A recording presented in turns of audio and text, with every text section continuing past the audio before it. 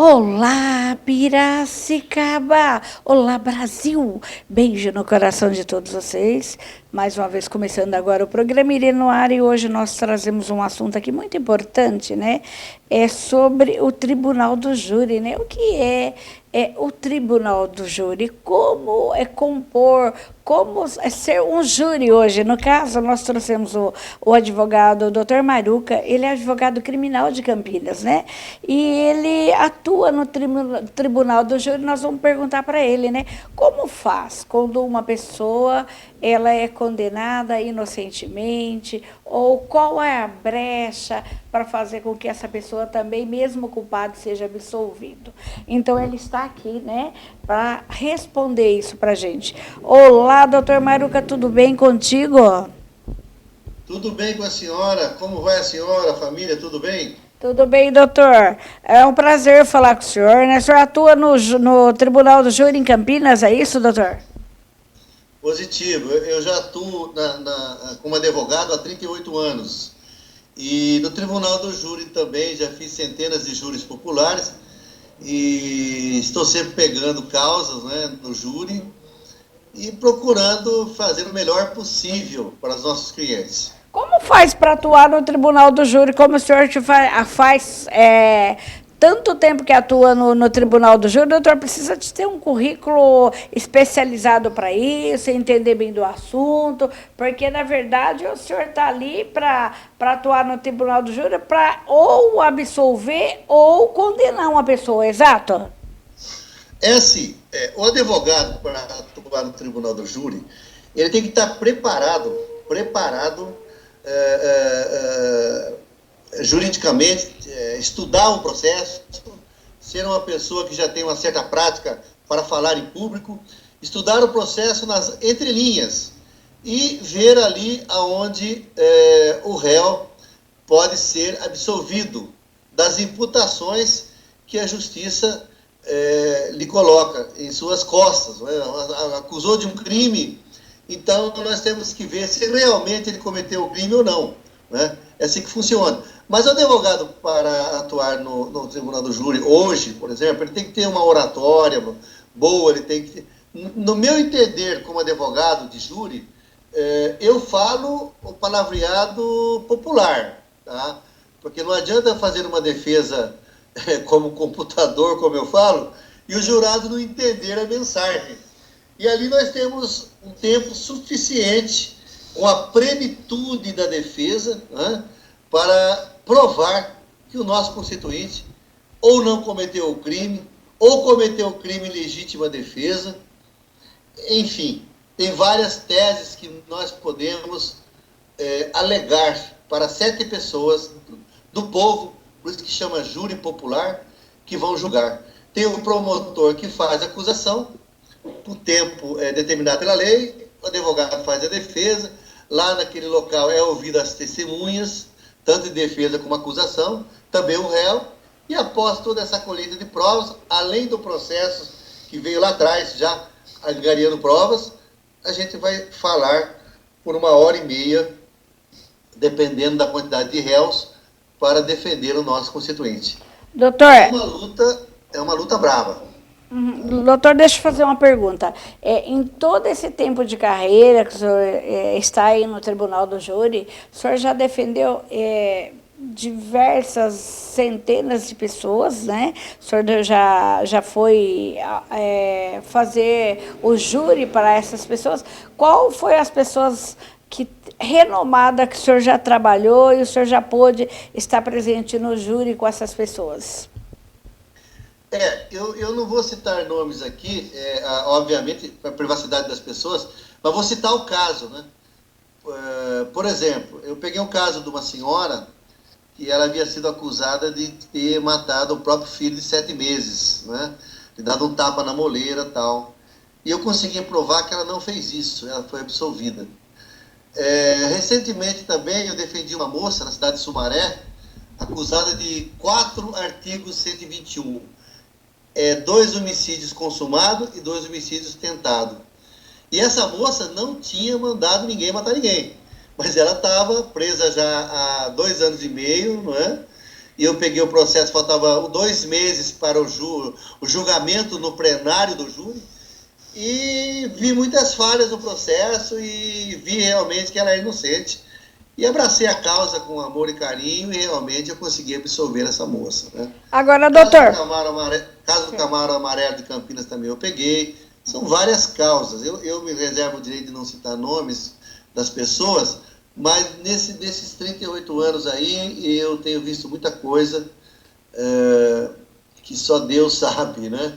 Inocentes às vezes são presos, condenados, culpados às vezes são soltos e absolvidos. Infelizmente a lei ela não é 100%, depende muito da atuação do profissional, do advogado que pega a causa e se dedicar àquilo que ele foi incumbido de fazer, entendeu? Agora, doutor, deixa eu fazer uma pergunta. No caso, o senhor é um advogado criminalista, né?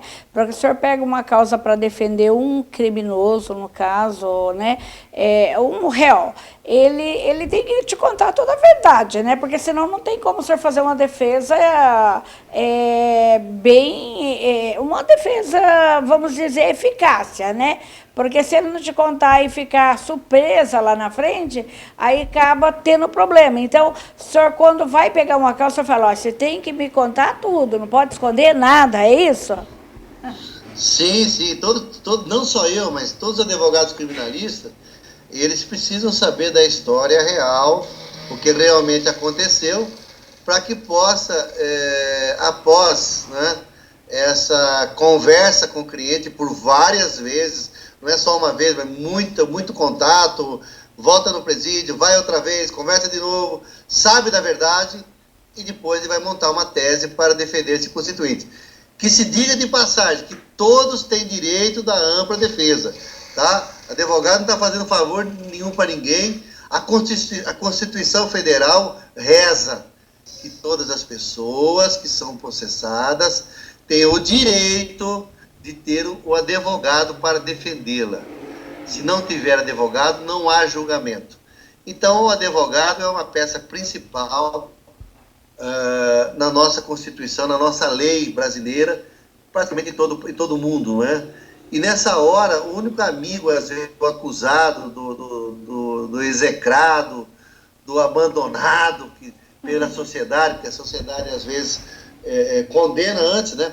Às vezes a mídia condena antes do julgamento acontecer. Mas nós temos que desmistificar a mídia, desmistificar, tá? Essa propaganda enganosa, esse vulto de emoções que não resolve nada. A justiça tem que ser certa, né? É que nem o caso, né, doutor, desse recente caso aí dessa criança, né, de 10 anos, que foi estuprada pelo próprio tio, né? E um caso de uma pessoa como ele, como o senhor vê um crime desse, doutor? Para trabalhar, né, com uma pessoa dessa, porque o senhor, como advogado, já deve ter pegado centenas de pessoas assim, né? Como o senhor vê um caso desse? Fale para gente. E a mídia já condenou, né? O que ocorre é o seguinte, nós somos advogados, tá? A partir do momento que nós somos advogados, criminalistas, nós não podemos escolher ou aquilo ou o outro crime para se defender. Eu defendo todos, tá? Eu sei que existe uma lei maior, se o sujeito estiver mentindo para mim, a lei do universo vai pegar ele mais tarde, ou sei lá. Nós temos uma lei de causa e efeito, plantação e colheita. O meu trabalho eu vou fazer lançando mão de todos os argumentos para absolvê-lo. Mas se ele é culpado, ele é absolvido, ele cometeu um crime bárbaro igual esse, automaticamente ele vai responder por isso perante o universo, né? Toda lei humana, ela é falha. Tem lei falha, tem lei que não são falhas. Então, quem somos nós para julgar também? Às vezes a criança fala demais, né? Tem crimes que nós entramos no processo e vemos que o réu tem pouca chance. Realmente, tem poucas chances de ser absolvido. Mas nós temos que fazer o nosso trabalho. Agora, nós sabemos, às vezes, que a pessoa até mente, às vezes, para o advogado, que é inocente, mas é culpado. Sabemos que ele vai ser condenado, porque as provas estão bem coletadas nos autos, a polícia trabalhou bem, o representante do Ministério Público trabalhou bem. Então, somos sinceros a dizer para o constituinte que, olha, meu amigo, eu vou fazer o que eu posso de diminuição de pena, mas absolvição um pouco difícil. Então a gente esclarece tudo isso para que também a gente lave a nossa alma em relação a não jogar uma esperança para a pessoa, pois a pessoa fala, eu sou muito justo. Sim, sim, não, não. Dá, não dá, não dá, não dá, acabou. Cada um vai responder pelos seus atos, né? Mas o meu trabalho eu faço. Faço toda a prova. Pode ser crime de estupro, para mim não está falando nada. Eu acho que todo mundo, a lei reza, tem direito a um defensor, a ampla defesa e a plenitude da defesa do tribunal do júri, que é mais plena ainda o poder de palavra do advogado e de defesa. E é uma coisa também, né, doutor, a gente discutir nesse caso, né, dessa criança aí, mas eu ainda creio que uma pessoa que nem um homem desse, né, que também tem direito à defesa, eu creio, que não deve ser normal. Primeiro, ele deve ter uma doença que deveria ser tratada. Então, a mídia toda, ela pega, ela condena, né, porque já tem Jesus que vai condenar, vai vir para isso, não precisa de ninguém condenar, porque ele já vai vir para julgar, né? Então, ela condena, mas ninguém se sabe o passado dessa pessoa lá atrás, como foi, ou como... Eu acho que também faltou um pouco houve negligência dos pais também, porque deixou essa criança, às vezes, a Deus dará, né, de qualquer jeito, que não ajudou, não ensinou, não explicou para essa criança. É errado, a gente sabe, mas a gente sabe também que existe. Ninguém comete bárbaros crimes porque às vezes quer, porque aquele caso também, não sei se o senhor acompanhou agora, o caso daquele motoboy que foi entregar uma pizza e aí o motoqueiro cuspiu nele, humilhou ele, mas o cara já foi provado que tem esquizofrenia. Por que que a mídia quer condenar o esquizofrênico? Ele não pode ser um cara psicopata, ele é doente, simplesmente ele é doente, né? E aí as pessoas condenam antes, né? O que ocorre é o seguinte, todo mundo, o ser humano, ele tem uma história de vida, né? Às vezes a pessoa tem frustrações na infância, né? Tem um pai ou uma mãe, às vezes dá maus exemplos.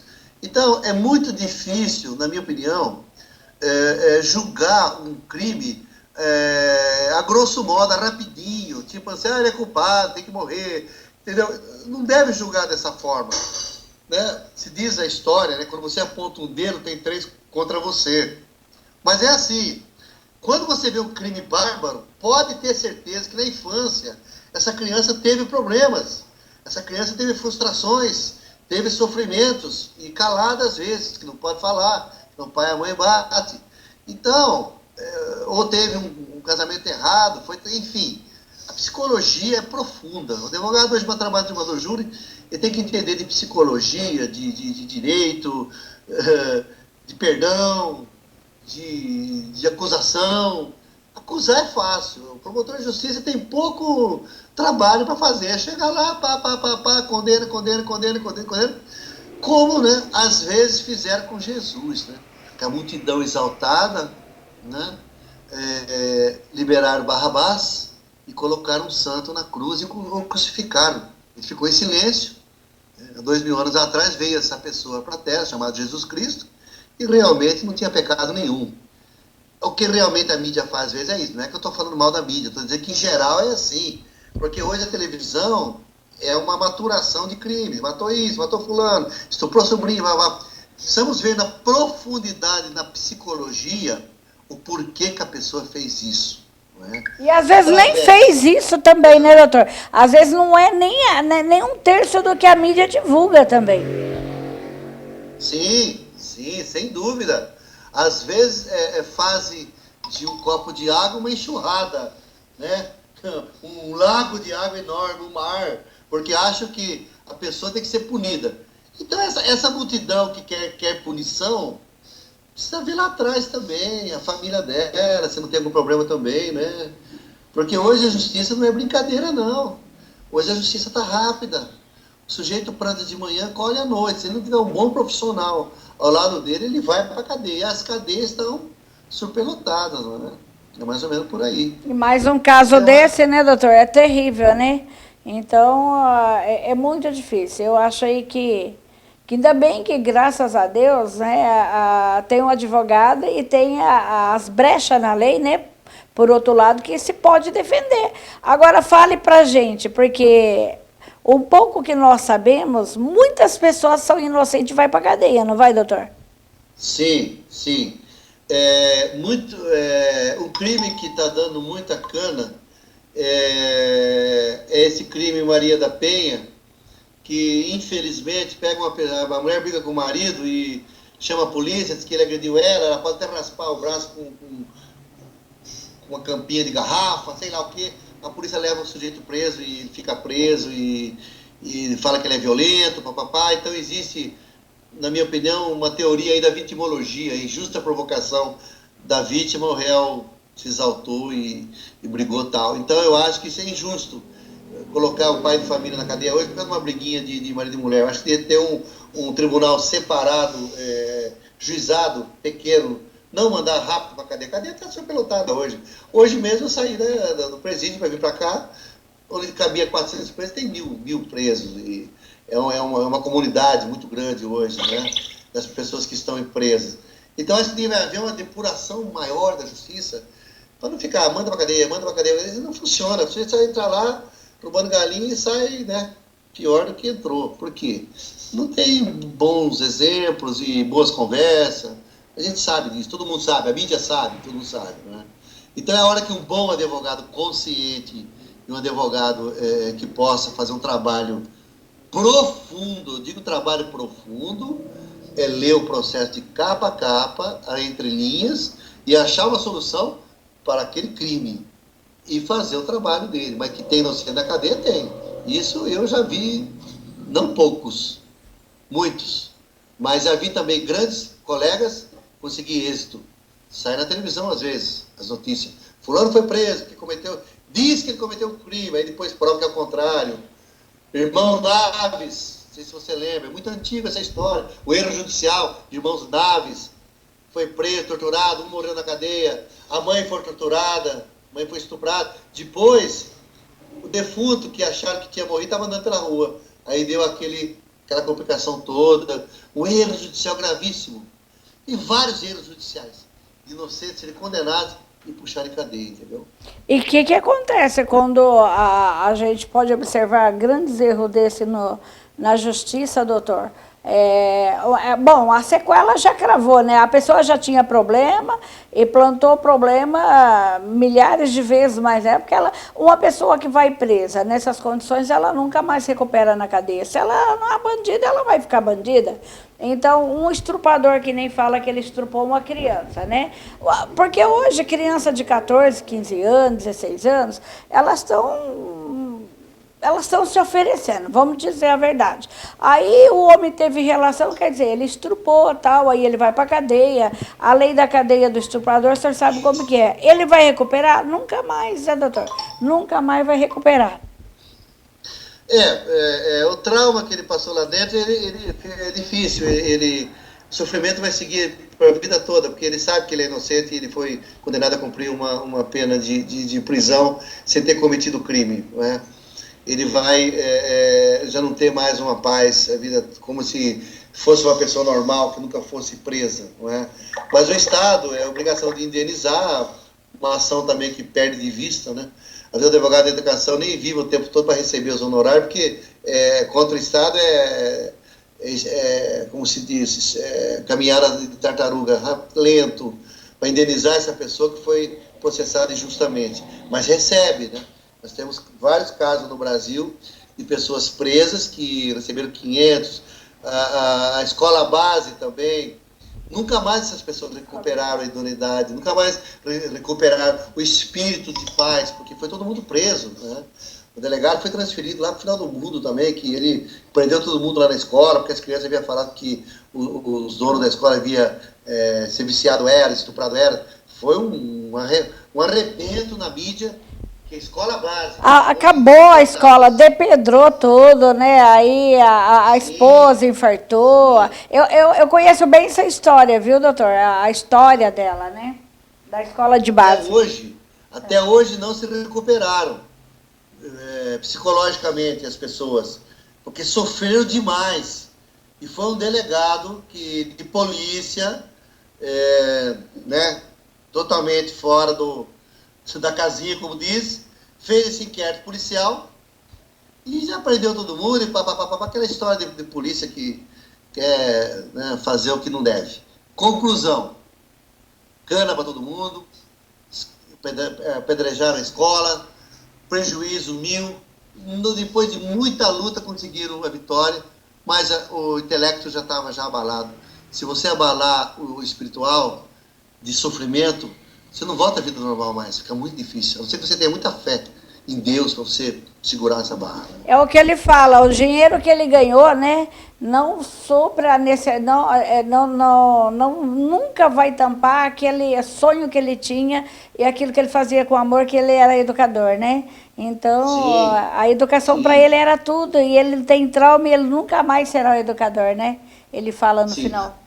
O maior problema de tudo isso, que se uma pessoa ela é condenada inocentemente, não é só ela que vai para a cadeia.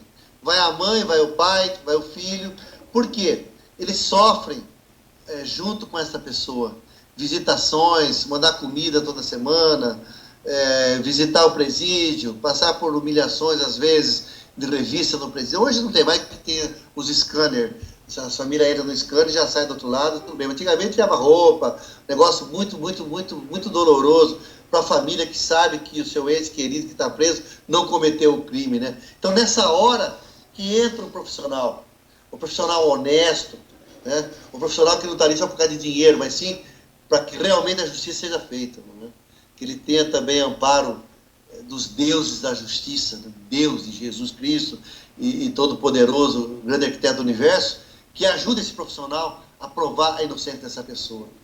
Nós precisamos muito do espiritual, nós precisamos muito de mentalizações, estudo, dedicações, de noites, várias noites, pensando em salvar aquela pessoa do sofrimento. Ô, doutor, nesse tempo que o senhor atua como criminalista, durante todos esses anos, qual a porcentagem de erros, né, das pessoas ser condenada inocentemente? O senhor tem uma estatística disso, mais ou menos?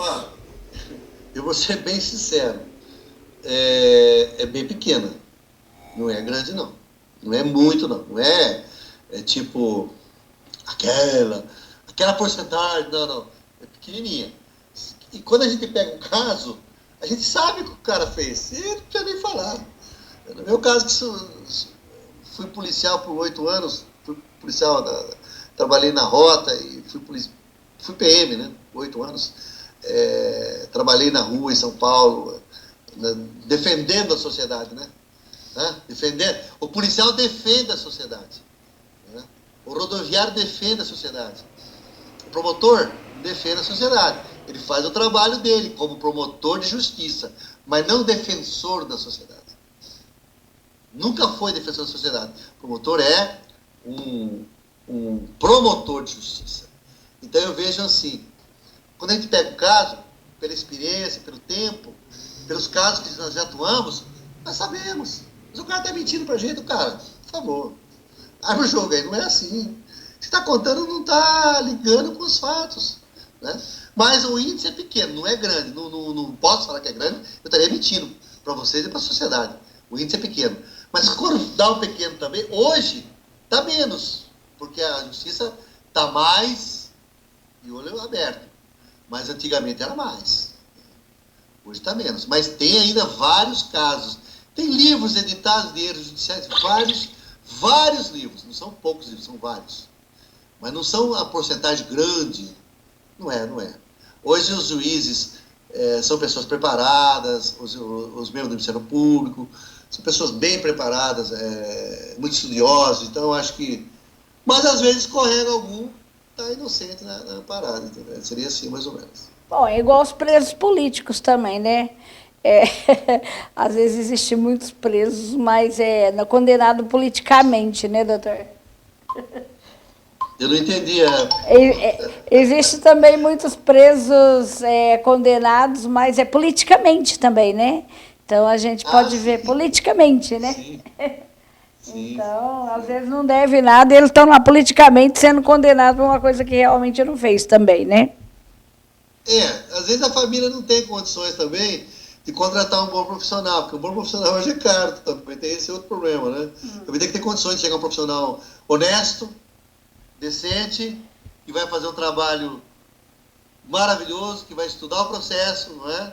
Essa correria da vida tem que se deixar tempo para estudar o processo e fazer um bom trabalho, que a defesa seja realmente realizada. Eu, quando pego um réu que eu vejo que ele é inocente, eu prefiro até conversar com o juiz, conversar com o promotor. Eu vim aqui falar para o senhor, para a senhora, o promotor, senhor, um homem, sei lá, que realmente, esse caso, ele é inocente. Eu acho que Vossa Excelência deviam de atuar mais profundamente aí para ver se não vai fazer uma injustiça. Eles não querem fazer justiça.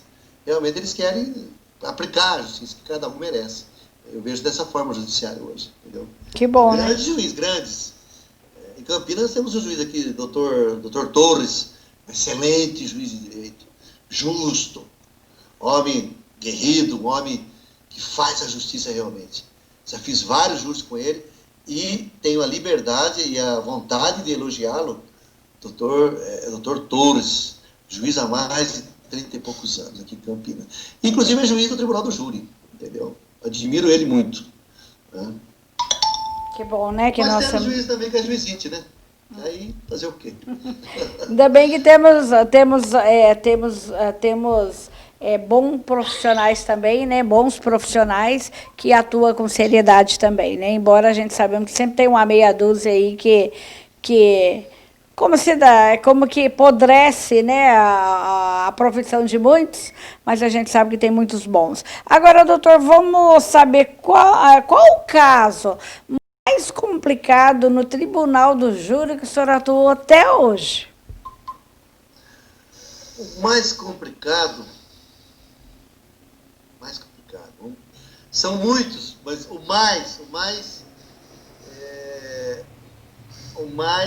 sim, eu sei, foi um caso em Guarulhos, eu não posso falar o nome da pessoa, mas eu vou falar o que ocorreu.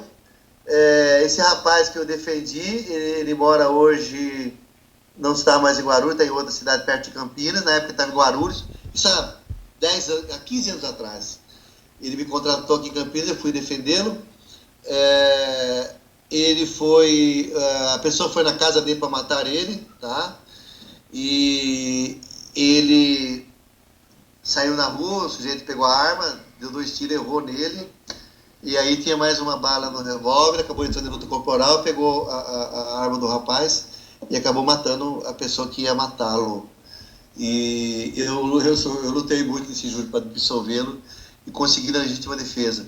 Mas foi uma guerra muito grande, porque, olha, o advogado do Tribunal do Júri ele tem que estar muito bem preparado espiritualmente, porque as pauladas que a gente leva da acusação é muito forte. Tá? Chama a gente de mentiroso, e aí vai, toda aquela história, né?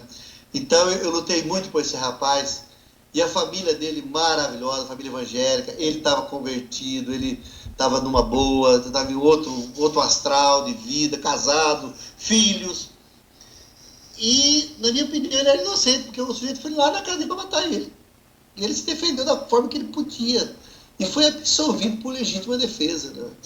Então, eu achei isso muito extraordinário, fiquei muito feliz. Ele também, a família toda, me agradeceu muito. Não tinha condições financeiras abastadas, mas eu peguei por carinho mesmo. Alguns casos eu pego por carinho de ajudar a pessoa. Acho que nós vivemos no mundo só para ganhar dinheiro. Nós estamos aqui também para ajudar aquelas pessoas que são processadas. Porque não é questão de não cometer o crime. Se você comete um crime em legítima defesa, né, você tem o direito de ser absolvido por legítima defesa da sua própria vida. Né? Aí tem as características do crime, a altura do réu, a altura da vítima, que forma a vítima agrediu, as testemunhas, tudo um elenco, eu chamo de elenco de provas, que vai nos ajudar a expor verbalmente no tribunal e os jurados ajudarem. Ou 5-2, ou 4-3, tá a vitória concedida. Tá isso. Bom, daí, pessoal, falamos com o doutor Maruca, advogado do Tribunal de Júri em Campinas. Doutor, nosso muito obrigado pela participação aqui do programa Irenor. Está acabando o tempo, deu tempo, a gente já não tem mais tempo, mas a gente pode voltar mais para frente com outro assunto. Nosso muito obrigado, viu, doutor? Parabéns pelo trabalho. Obrigado, senhora, muito obrigado ao meu amigo aí, e Deus abençoe esse canal. Eu estou à disposição no meu telefone, no meu WhatsApp, no meu e-mail. Alguém precisar de alguma orientação, pode me ligar que estarei às ordens. Muito obrigado pela oportunidade. Muito obrigado.